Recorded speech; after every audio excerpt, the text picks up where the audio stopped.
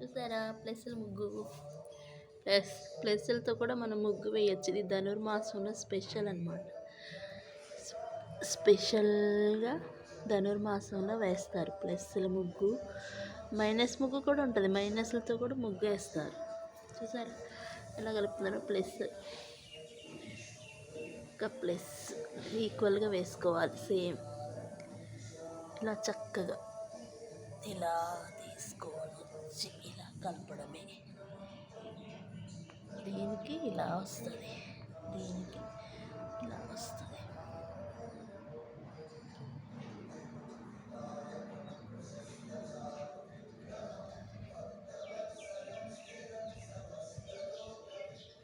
ఇక్కడ ఉన్న ప్లస్కి కలిపిస్తే ఇది ప్లస్ల ముగ్గు అయిపోతుంది. ఇలా మొత్తం ఇలా వేసుకోవచ్చు చక్కగా.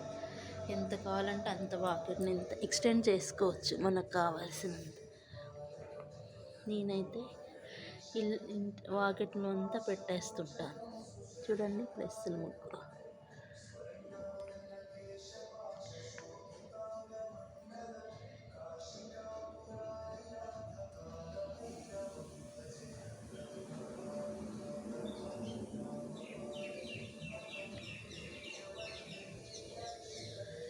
ఇలా వేసుకుంటాం.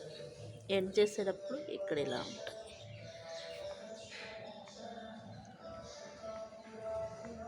ఇంకా చాలా అనుకున్నా ఇంతవరకు.